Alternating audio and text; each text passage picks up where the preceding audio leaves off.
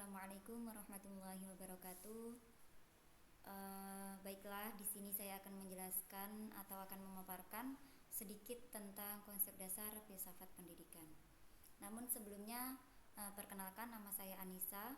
Saya dari lokal 3 MPIB dengan NIM 211531478. Langsung saja, saya akan menjelaskan tentang konsep dasar filsafat pendidikan. Maka dari itu, kata filsafat berasal dari bahasa Yunani filosofia, yang berasal dari kata kerja filosofin, berarti mencintai kebijaksanaan. Nah, kata tersebut juga berasal dari bahasa Yunani filosofi. Ada pula yang mengatakan bahwa filsafat berasal dari bahasa Arab falsafah, yang artinya hikmah. Dengan demikian diartikan cinta kebijaksanaan atau kebenaran, suka kepada hikmah dan kebijaksanaan. Jadi, orang yang berfilsafat adalah orang yang mencintai kebenaran, ahli hikmah dan juga bijaksana. Selanjutnya, kata filsafat yang banyak terpakai dalam bahasa Indonesia menurut Profesor Dr. Harun Nasution bukan berasal dari kata Arab falsafah dan bukan pula dari kata Barat filosofi. Di sini dipertanyakan tentang apakah fil diambil dari kata Barat dan safah itu sendiri dari bahasa Arab, sehingga terjadi gabungan antara keduanya dan menimbulkan kata filsafat. Adapun dari pengertian secara etimologi, filsafat didefinisikan sebagai pengetahuan tentang hikmah, pengetahuan tentang prinsip atau dasar-dasar, mencari kebenaran, serta membahas dasar-dasar dari apa yang dibahas. Filsafat adalah berpikir menurut tata tertib atau logika dengan bebas atau tidak terikat pada tradisi, dogma, serta agama, dan dengan sedalam-dalamnya sehingga sampai ke dasar-dasar persoalannya. Adapun pengertian filsafat menurut beberapa ahli yaitu sebagai berikut. Yang pertama, menurut Plato, filsafat adalah seperti ini. Menurut Plato mengatakan bahwa bahasa filsafat tidaklah lain daripada pengetahuan tentang segala yang ada. Sedangkan menurut Aristoteles berpendapat bahwa kewajiban filsafat ialah menyelidiki sebab dan asal segala benda. Dengan demikian, filsafat bersifat ilmu yang umum sekali. Menurut Kant, beliau mengatakan bahwa filsafat adalah pokok dan pangkal segala pengetahuan dan pekerjaan.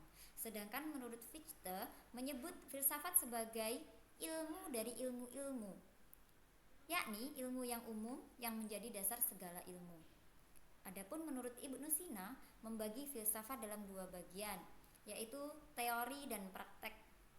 Yang keduanya berhubungan dengan agama, di mana dasarnya terdapat dalam syariat Tuhan, yang penjelasan dan kelengkapannya diperoleh dengan tenaga akal manusia. Maka dari pengertian-pengertian di atas dapat kita simpulkan bahwa filsafat adalah proses pencarian kebenaran dengan cara menelusuri hakikat dan sumber kebenaran secara logis, kritis, rasional, dan spekulatif.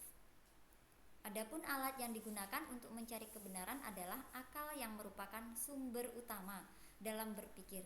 Dengan demikian, kebenaran filosofis adalah kebenaran berpikir yang rasional, logis, sistematis, kritis, radikal, dan universal. Adapun yang dimaksud dengan filsafat pendidikan adalah sebagaimana yang diungkapkan oleh Al-Syaibani, filsafat pendidikan adalah aktivitas pikiran yang teratur yang menjadikan filsafat sebagai jalan untuk mengatur, menyelaraskan, dan memadukan proses pendidikan. Nah, artinya filsafat pendidikan dapat menjelaskan nilai-nilai maklumat yang diupayakan untuk pengalaman kemanusiaan merupakan faktor yang integral.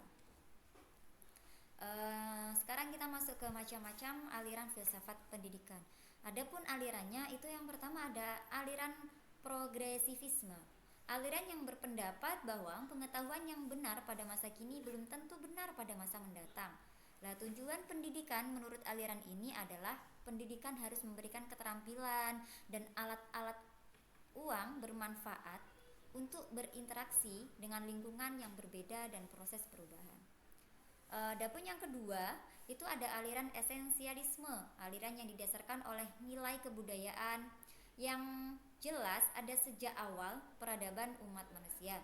Nah, tujuan aliran ini adalah membentuk kepribadian bahagia di dunia dan hakikat isi pendidikannya mencangkup ilmu pengetahuan, kesenian, dan segala hal yang menggerakkan kehendak manusia itu sendiri. Yang ketiga ada aliran perennialisme. Adapun aliran ini itu adalah aliran yang mengandung kepercayaan filsafat yang berpegang teguh pada nilai dan norma yang bersifat kekal abadi. Perennialisme berpendapat mencari dan menemukan arah tujuan yang jelas merupakan tujuan yang utama dari filsafat. Kemudian aliran rekonstruksionisme, suatu aliran yang berusaha merombak atas susunan hidup kebudayaan yang bercorak modern. Aliran ini berkeyakinan bahwa tugas menyelamatkan dunia adalah tugas semua manusia. Karenanya, pembinaan kembali daya intelektual dan spiritual melalui pendidikan yang tepat. Selanjutnya ada aliran eksistensialisme.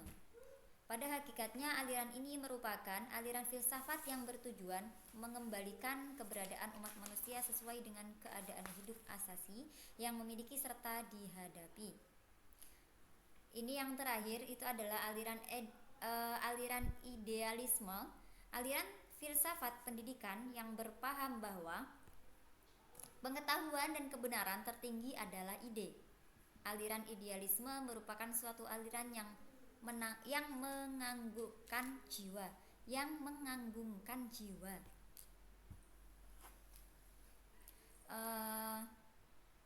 Mungkin kalau tadi sudah disebutkan filsafat atau pengertian filsafat itu menurut beberapa para ahli.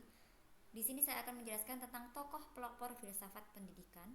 Yang pertama itu ada Plato.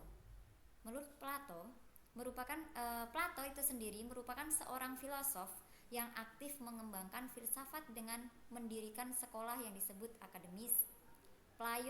Plato berpandangan bahwa konsep ide merupakan pandangan adanya dunia lain di balik alam kenyataan. Kemudian ada Aristoteles.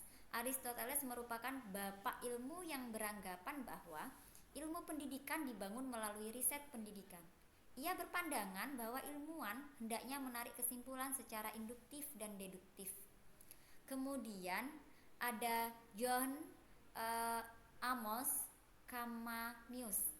Seperti itu ya, mungkin.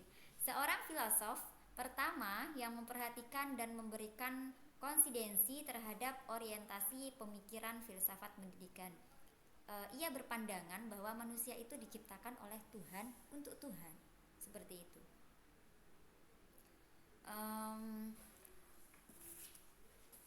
Selanjutnya di sini ada Roger Bacon, yaitu seorang tokoh filsafat pendidikan yang mengemukakan bahwa terdapat 3 materi dari melakukan eksperimental, diantaranya yaitu melalui penalaran, kemudian penyelidikan, dan selanjutnya melalui kekuatannya sendiri tanpa adanya bantuan.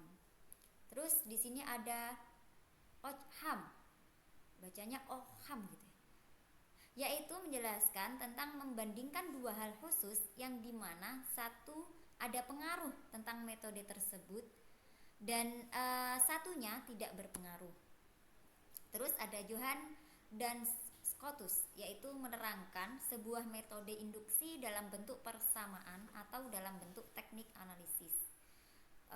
Mungkin ini adalah tokoh pelopor filsafat pendidikan. Sekarang masuk ke pemikiran. Kunci tokohnya filsafat pendidikan itu ada pragmatisme, yang dimana dinyatakan bahwa aliran ini bersifat absolut atau mutlak. Yang kedua ada realisme, yang dimana dinyatakan bahwa sebuah hakikat termasuk dari dunia fisik dan rohani. Kemudian ada idealisme, yang dimana dinyatakan bahwa kenyataan pada seluruh dunia atau seisinya bersifat rohani.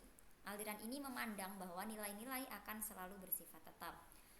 Yang selanjutnya ada metadialisme, yang dimana dinyatakan bahwa kenyataan yang sebenarnya pada alam semesta dan seisinya adalah alam semesta badaniah.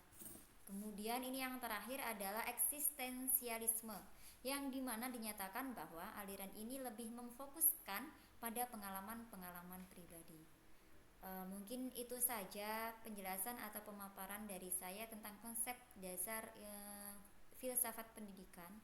Sebelumnya, jika ada kesalahan, baik itu yang saya sengaja ataupun tidak, karena juga saya masih dalam tahap belajar, saya mohon maaf. Saya akhiri, wassalamualaikum warahmatullahi wabarakatuh.